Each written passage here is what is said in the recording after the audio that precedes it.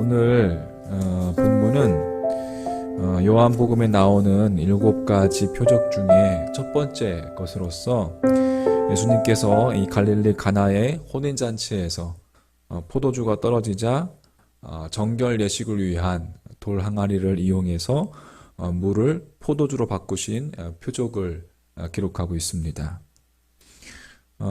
잠시 정리해보면 1절부터 3절까지는 가나의 혼인잔치에 마리아와 또 예수님 그리고 제자들도 초대되었습니다. 혼인잔치집에 포도주가 떨어지면서 이 기쁨의 잔치가 위기를 맞게 되죠. 그러자 마리아는 믿음을 가지고 예수님께 상황을 해결해 줄 것을 요청합니다. 자, 그리고 8절부터 9절, 10절 말씀에 이 믿음과 순종의 결과로 돌 항아리에 든 물은 이제 포도주로, 양질의 포도주로 바뀌고 연애 작은 기쁨이 넘치게 됩니다. 이 상황을 알고 있는 사람은 하지만 소수일 뿐이었습니다. 그리고 11절, 12절 이 기적이 가져온 결과에 대해서 첫 번째 이 표적의 결과로 제자들은 믿음을 갖게 됩니다. 그 후에 예수님의 일행은 이제 가버나움으로 옮겨가서 잠시 머물게 되죠. 자, 이 본문의 내용을 중심으로 해서 묵상을 해보면 잔칫날의 여러분 특징은 어떻습니까? 흥겹습니다. 기쁨 자체죠. 한참 흥이 오른 순간에 포도주가 떨어져 버렸습니다. 파장을 의미하는 것입니다. 사람들로부터 잘못하면 원망을 받을 그러한 판입니다. 모든 사람들이 즐거워하고 기뻐하는 곳, 그곳에도 반드시 문제는 있게 마련입니다. 영국의 찰스 환태자 부부는 온 세계에 생중계되는 세기의 결혼식을 하였습니다. 뭐 연예인들도 우리가 보면은 그런 떠들썩하게 결혼식을 하죠. 하지만 그 세기의 잔칫날은 실은 문제의 시작입니다. 얼마 지나지 않아서 이제 스스로 목숨을 끊거나 혹은 결혼 생활에 파경에 이르는 모습을 보게 됩니다. 다른 말로 자신을 믿고 의지하는 자에게는 어떠한 경우에도 진정한 기쁨은 주어지지 않는다는 것이죠. 자신을 신봉하는 자에게 잔칫날이라는 것은 새로운 문제의 시작입니다. 우리는 그 잔치가 참된 기쁨을 가져다 주리라 단지 착각할 따름이죠. 잔칫날의 두 번째 특징은 사람들이 많이 모인다는 것입니다. 유대인의 이 혼인잔치는 특별히 유별났습니다. 일주일 동안 잔치를 배설하고 여유가 있는 사람은 2주간이나 하기도 했습니다. 많은 사람들이 몰려들었죠. 하지만 바로 그곳에서 많은 사람들 가운데서 또 문제가 발생하고 마는 것이죠. 사람이 많다고 여러분 사람의 문제가 저절로 해결되는 것은 아닙니다. 사람의 수가 문제를 해결하거나 감소시키는 것이 아니라 오히려 사람의 수가 많을수록 우리가 미처 생각하지 못한, 예기치 못한 더 많은 문제들이 발생하게 되죠. 여러분 교회도 마찬가지입니다. 사람의 수가 많다고 해서 참된 교회가 되는 것은 아닙니다. 사람의 수가 많고 적고 그것이 중요한 것이 아니라 얼마나 그 교회가 하나님 앞에 신실한가에 달려있는 것이죠. 여러분 소망하기는 우리의 믿음도 마찬가지입니다. 하나님 앞에 신실한 그러한 믿음을 소유한 여러분과 저의 모습이 되길 간절히 소망합니다. 자, 잔칫날의 기쁨과 흥겨움, 또 사람의 수로도 풀 수 없는 문제 있습니다. 하지만 그 문제들은 여러분 누구에 의해서? 바로 예수 그리스도에 의해서 끝나버렸습니다. 그러니까 인간의 능력이 끝나는 곳, 인간이 해결할 수 없는 문제의 한계, 바로 그곳에서부터 주님의 능력이 시작된다는 거예요. 나를 내려놓을 때, 인간의 문제를 내려놓을 때, 그리고 인간의 능력이 한계에 있다는 것을 인정할 때에 바로 그곳에서부터 주님의 능력이 시작된다는 것이죠. 주님께서 물을 포도주로 변화시켜 주심으로 인해서 잔칫날의 이 문제는 한 번에 해결되었습니다. 어떻게 가능합니까? 주님의 능력이 천지를 창조하신 그 하나님의 능력이었기 때문에 그렇습니다. 창조의 능력 앞에서는 그 무엇도 문제가 될 수 없다는 것입니다. 그 능력이 임하기만 하면 여러분 문제는 오히려 잔치의 출발점으로 진정한 기쁨의 원천이 되는 것이죠.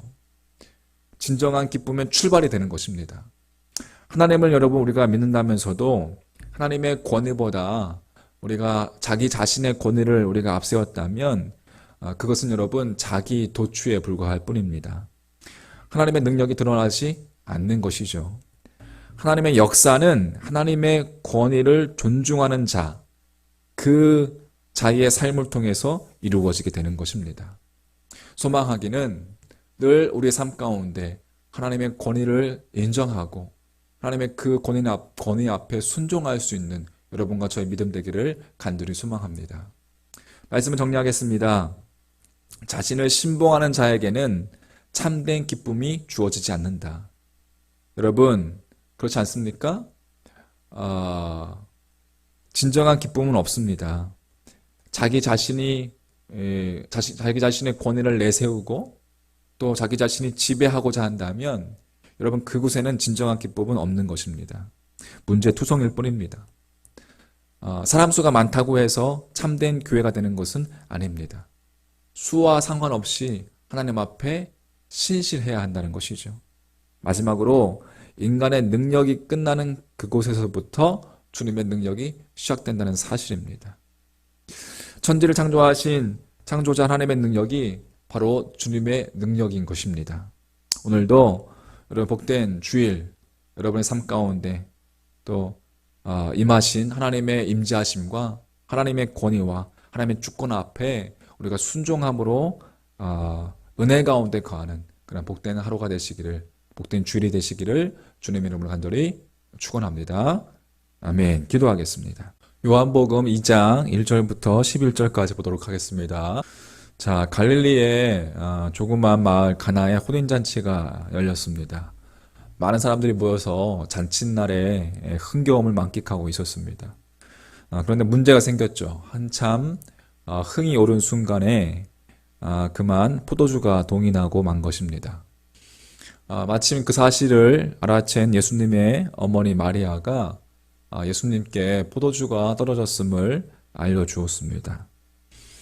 하지만 예수님께서는 아직 자신의 때가 아님을 이야기하십니다. 4절 말씀에 예수께서 이르시되 여자여 나와 무슨 상관이 있나이까 내 때가 아직 이르지 아니하였나이다. 주님께서 언급한 이 때의 의미가 무엇일까요? 그 의미를 알기 위해선 주님께서 이 땅에 오신 이유를 다시금 확인할 필요가 있습니다. 주님께서는 잔칫집에 떨어진 포도주를 책임지러 오신 분이 아니었습니다. 주님께서는 죄와 사망의 올무로부터 인간을 구원해 주시기 위해서 오셨습니다. 다시 말해서 우리에게 영원한 생명, 영원한 하나님 나라를 주시기 위해서 오셨다는 사실입니다. 따라서 주님께서 이 땅에서 처음 표적을 행하신다면 그것은 바로 영원한 생명, 또 영원한 구원을 위한 표적이어야 했습니다. 이것이 잔칫집에 포도주를 위해서 표적을 베풀어 달라는 어머니의 요청을 주님께서는 처음에 사양하신 이유였습니다. 처음에는 이렇게 사양하셨지만 그럼에도 불구하고 예수님께서는 물로 포도주를 만드는 첫 표적을 행하십니다. 그렇게 첫 표적을 행하신 것은 하인들 앞에서 이 어머니의 권위를 존중하는 것이었고 또 이 어머니의 몸을 통해 태어나게 하신 하나님의 권위를 높이기 위함이었습니다. 그리고 더욱 중요한 사실은 포도주는 영원한 생명과 구원의 잔치를 주시기 위해 십자가에서 흘리실 당신의 보혈을 상징하고 있기 때문에 그렇습니다. 즉 물로 포도주를 만드는 이 처음 표적을 통해서 주님께서는 십자가의 죽으심으로 이루실 당신의 구원을 상징적으로 우리에게 보여주신 것이다 라고 할 수가 있겠습니다.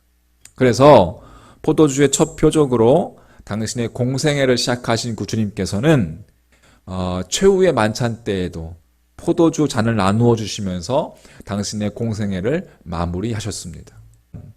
또 잔을 가지사 감사기도 하시고 그들에게 주시며 이르시되 너희가 다 이것을 마시라. 이것은 죄 사함을 얻게 하려고 많은 사람을 위하여 흘리는 바 나의 피 곧 언약의 피니라. 주님께서는 당신의 십자가에서 곧 흘리실 그 보혈과 포도주를 동일시하였습니다. 제자들로 하여금 포도주를 먹고 또 마실 때마다 주님에 의한 그 구원을 다시금 확인하도록 하시기 위함이었습니다.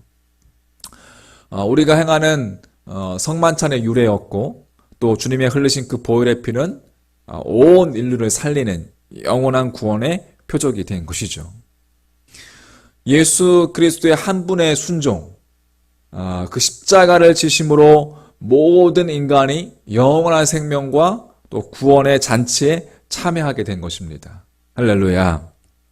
그래서 사도 바울은 로마서 5장 19절에서 이렇게 고백합니다. 한 사람이 순종하지 아니함으로 많은 사람이 죄인 된 것 같이 한 사람이 순종하심으로 많은 사람이 의인이 되리라. 아멘. 주님께서는 가나의 잔치집에서 처음 표적으로 육체를 위한 포도주를 만들어 주심으로 당신 한 분의 그 보혈을 통해서 이루어질 영적인 잔치를 우리에게 보여주셨습니다. 우리가 가나의 포도주의 이 첫 표적을 통해서 우리가 보아야 할 것이 바로 여러분 이것입니다. 예수 그리스도에 의한 십자가의 구원. 그 놀라운 구원을 보고 믿는 자는 영원한 생명의 잔치에 참여할 수 있다는 것을 우리는 보아야 합니다. 더 나아가서 여러분 이제는 내게 주어진 십자가를 여러분 기꺼이 질 줄 아는 자가 되어야 한다는 거예요. 십자가를 여러분 질 줄 아는 사람을 통해서만 주님은 친히 역사하시기 때문입니다. 여러분 성경에 보면 노아는 세상 사람들이 미친 짓이라고 하는 그 방주를 만드는 그 자기 십자가를 짐으로 하나님의 백성들을 살려냈습니다. 요셉은 이집트의 종살이라는 그 십자가, 그것을 기꺼이 짐으로 모든 사람들을 기근해서 구원하여는 역사를 이루었습니다. 바울 역시 복음 전파의 그 십자가를 끝까지 그가 짐으로 사람을 살리는 이방인들의 사도가 되는, 이방인들을 살리는 영원한 그런 진리의 잔치를 이루어 내었습니다. 우리가 진정 하나님의 부르심을 받은 하나님의 사람이라는 사실을 우리가 믿는다면 여러분 주님의 십자가의 의미를 우리가 바르게 깨닫고 우리에게 영원한 생명의 잔치를 베풀어 주신 그 주님을 위해서 이제는 내게 주어진 십자가, 여러분 그것을 나도 지고 주님을 따라가는 주님의 제자가 되어야 될 줄 믿습니다. 정리합니다. 십자가의 능력과 역사는 오직 십자가를 질 줄 아는 자의 삶을 통해서만 드러난다는 것입니다.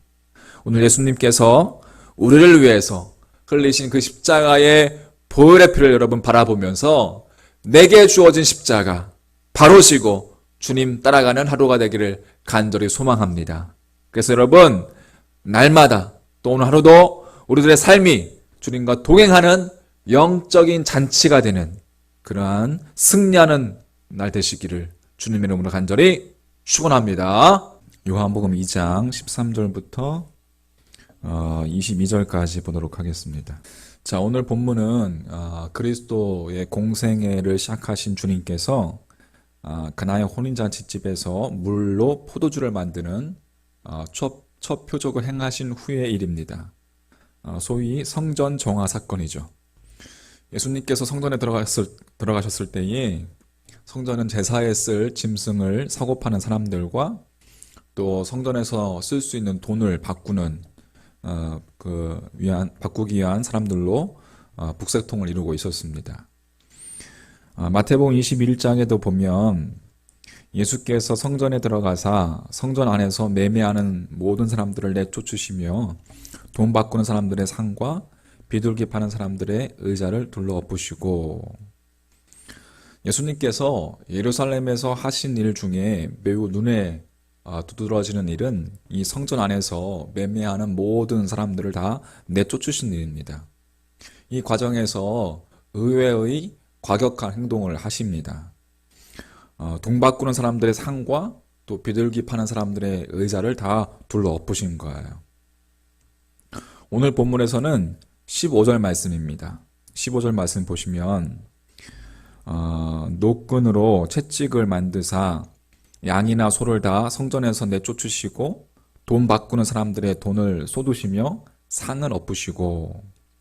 자, 왜 이렇게 하신 것일까요? 마태복음에서는 내 집은 기도하는 집이다 라고 말씀하시면서 너희가 강도의 소굴을 만드는도다 라고 하셨습니다. 마태복음 21장 13절 말씀에 보면 그들에게 이르시되 기록된 바 내 집은 기도하는 집이라 일컬음을 받으리라 하였거늘 너희는 강도의 소굴을 만드는도다 하시니라.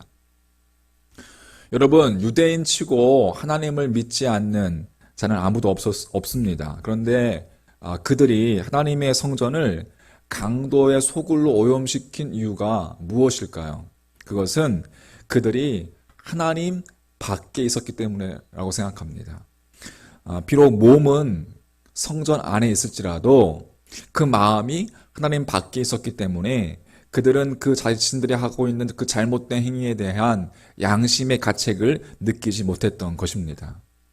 오히려 먼 곳에서 재물을 가져오는 것이 힘들었기 때문에 가까운 곳에서 그냥 돈을 들여서 사는 것이 편했기 때문에 이러한 모든 행동을 자기들 스스로 정당화하고 또 합리화시키는 데에 익숙해져 버렸던 것이죠. 여러분, 그러나 예수님께서는 언제나 하나님 안에 거하셨습니다. 그래서 무엇이 옳고 무엇이 그른지, 하나님을 위해서 무엇을 하고 무엇을 하지 말아야 하는지에 대해서 바르게 분별하셨습니다. 그래서 더럽혀진 그 성전을 주님 홀로 정화하셨던 것입니다. 여러분, 그렇다면 성전을 정화한다는 것은 구체적으로 무엇을 여러분 의미하는 것일까요? 그것은 중심으로 하나님을 바라보는 것이라 생각합니다. 하나님 안에 거하는 것이 바로 성전을 정화하는 것이죠. 하나님을 믿는 자들이 하나님 안에 바로 있으면 성전다운 성전이 될 수 있지만 하나님을 외면하는 순간부터 성전은 혼돈과 어둠의 근원지가 될 수 있다는 사실을 여러분 우리는 결코 잊어서는 안 된다는 사실입니다. 오늘 본문의 성전 정화는 예수님께서 공생애를 시작하신 후에 약 일주일 만에 맞이하신 이 6월절에 있었던 일입니다. 더불어서 마태복음 21장에 보면 예수님의 공생의 마지막 주일에 성전 정화 사건이 또 다시 일어나게 됩니다. 그러니까 예수님께서 공생애를 시작하신 후 3년의 시간이 지난 후입니다. 3년의 시간이 지났지만 그럼에도 예루살렘 성전은 3년 전과 똑같은 모습을 하고 있었던 것이죠. 무슨 이야기입니까?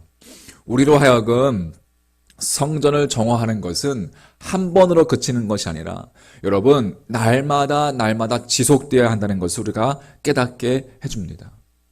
우리는 날마다 매 순간마다 하나님 안에 거해야 합니다. 할렐루야.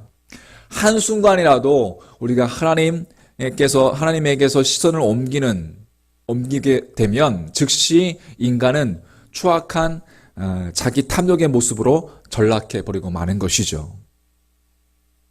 그러므로 여러분 순간순간 하나님을 바라보는 우리의 시선이 하나님께 고정되어 있는 믿음의 눈을 가지시기를 주님의 이름으로 간절히 축복합니다. 이어서 예수님의 성전 정화 사건을 바라본 유대인들의 반응은 어땠습니까? 18절 말씀에 이에 유대인들이 대답하여 예수께 말하기를 내가 이러한 일을 행하니 무슨 표적을 우리에게 보이겠느냐. 그러니까 대체 무슨 고난으로 이런 일을 하는지 그것을 표적으로 증명해 보이라는 것이었습니다. 주님께서 대답하십니다. 19절, 너희가 이 성전을 헐라 내가 사흘 동안에 일으키리라. 여러분, 주님의 대답에 유대인들은 조롱하듯이 예수님께 또 묻습니다. 20절 말씀에 이 성전은 46년 동안에 지었거늘 네가 3일 동안에 일으키겠느냐 하더라. 무슨 이야기입니까? 예수님께서는 성전의 본질을 말씀하신 데 비해 유대인들은 성전의 외형만을 지금 바라보고 있었던 것입니다. 예수님은 성전된 자신의 육체를 가리켜서 말씀하신 거예요. 21절 말씀에 예수는 성전된 자기 육체를 가리켜 말씀하신 것이라. 즉 인간의 모든 죄를 지시고 십자가에 죽으셨다가 사흘 만에 죽음을 이기시고 부활하실 자신을 가리켜서 말씀하신 것이었습니다. 여러분, 오직 예수 그리스도만이 성전의 토대고 성전의 본질이고 성전 자체이신 것이죠. 우리는 예수 그리스도 안에 거할 때에 참된 성전의 목적인 생명과 구원을 얻을 수 있게 되는 것입니다. 따라서 성전 정화 사건은 우리의 중심이 하나님을 바라보며 하나님 안에 바로 서는 것을 의미하는 것입니다. 다시 말해 이것은 예수 그리스도를 내 삶의 주인으로 모시는 것을 뜻하는 것입니다. 할렐루야. 고린도전서 3장 16절은 너희가 곧 하나님의 성전이라 라고 말하고 있습니다. 예수 그리스도가 내 삶의 주인이고 내 안에 거하시기 때문에 바로 나 자신이 성전이 된다는 이야기입니다. 고로 오늘도 우리는 성전된 우리의 내면을 깨끗이 해야 합니다. 정결하게 해야 합니다. 여러분, 날마다 그렇게 성전을 정화해야 합니다. 자, 말씀 정리합니다. 오늘 성전을 더럽힌 이들의 모습처럼 우리는 외형상으로만 성전이 되어서는 안 됩니다. 날마다 하나님을 바라보고 하나님 안에 거함으로 언제나 예수 그리스도를 내 삶의 주인으로 모시면서 날마다 깨끗해지는 성전이 되어야 될 줄 믿습니다. 그러므로 우리의 내면이 중요하다. 오늘도 거룩을 추구해야 된다. 여러분, 새벽 기도는 하루의 시작을 우리가 주님을 묵상하며 시작하는 훈련의 시간입니다. 하나님만 바라보면서 하나님 안에 바로 서겠다고 하는 그 습관을 훈련하는 시간이 바로 새벽 기도의 시간입니다. 오늘도 우리 안에 거하시는 주님과 동행하는 여러분 복된 하루가 되시기를 주님의 이름으로 간절히 축원합니다. 요한복음 2장 23절부터 25절까지 보도록 하겠습니다. 자, 오늘 읽은 본문 23절은 주님께서 6월절에 행하신 그 표적을 보고 많은 예루살렘 그 사람들이 주님을 믿게 되었음을 우리에게 전해주고 있습니다. 그런데 23절의 마무리가 부정적 어미로 끝나는 것을 우리가 보게 됩니다. 23절 말씀, 6월절에 예수께서 예루살렘에 계시니 많은 사람이 그의 행하시는 표적을 보고 그의 이름을 믿었으나로 끝나고 있습니다. 무슨 이야기입니까? 많은 사람들이 주님께서 행하신 그 표적을 보고 주님을 믿었지만 그 믿음은 바른 믿음이 아니었다는 것이죠. 그래서 그 다음 절에서 많은 사람들이 주님을 믿노라 하였지만 예수님께서는 그의 몸을 그들에게 그렇게 믿는다라고 이야기했던 그들에게 의탁하지 아니하셨다, 맡기지 아니하셨다라고 기록하고 있습니다. 그 이유를 그 다음 절에서 25절에서 밝히고 있어요. 25절 말씀에 또 사람에 대하여 누구의 증언도 받으실 필요가 없었으니 이는 그가 친히 사람의 속에 있는 것을 아셨음이라. 그러니까 예수님께서는 지금 예루살렘 사람들이 주님을 믿는다는 것은 주님의 표적을 보고 믿는 것이지 그들이 조금이라도 자신들의 바람이나 자신들의 생각과 다른 일이 벌어지면 한시라도 한순간에라도 주님을 외면할 것을 주님은 알고 계셨던 것이죠. 그들의 믿음이 정말 연약하고 그들의 믿음이 참 믿음이 아니라 표적을 보고 믿는, 그저 단순히 표적을 보고 믿는 그 믿음에 불과했다는 것을 주님은 알고 계셨던 거예요. 여러분, 이것은 제자들의 경우도 마찬가지였습니다. 예수님께서 가나의 혼인잔치에서 행하신 이 첫 표적을 보고서 제자들은 예수님을 믿었다라고 성경은 그렇게 기록하고 있습니다. 자, 요한복음 2장 11절 말씀에 보면 예수께서 이 첫 표적을 갈릴리 가나에서 행하여 그의 영광을 나타내심에 제자들이 그를 믿으니라. 자, 예수님께서 행하신 표적을 보고 제자들이 믿었습니다. 그러나 그 제자들은 예수님께서 내가 성전을 헐고 내가 3일 동안에 일으키겠다라고 말씀하시는, 즉 십자가에서 인간의 죄를 대신 지시고 돌아가셨다가 사흘 만에 그 죽음을 이기시고 부활하실 것에 대해서 그렇게 말씀하셨지만 그것에 대해서는 그들은 처음부터 믿지 못했습니다. 그들은 성경은 주님께서 부활하신 후에야 비로소 제자들이 믿었다라고 그렇게 기록하고 있습니다. 22절 말씀 보십시오. 죽은 자 가운데서 살아나신 후에야 제자들이 이 말씀하신 것을 기억하고 성경과 예수께서 하신 말씀을 믿었더라 되어 있습니다. 자, 불과 며칠 전에 가나의 혼인잔치에서 물이 포도주로 변하는 기적을 맛보고도 그것을 보고 주님을 믿노라고 고백한 제자들이었지만,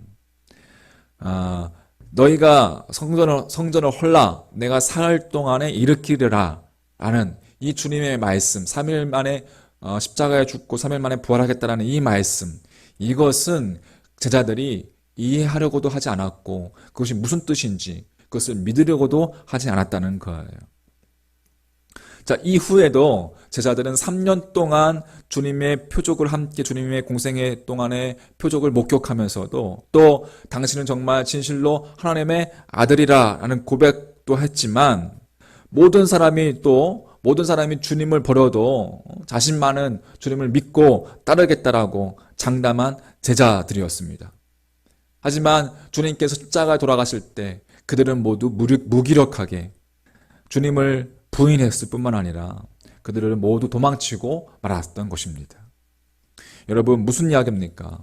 우리가 주님을 믿노라고 수없이 그렇게 고백하긴 하지만 여러분, 조금이라도 주님이 나의 만족과 나의 유익에 어긋난다면 우리는 너무나도 쉽게 주님을 외면할 수 있다는 것이죠. 너무나도 쉽게 우리는 무너질 수 있다는 거예요.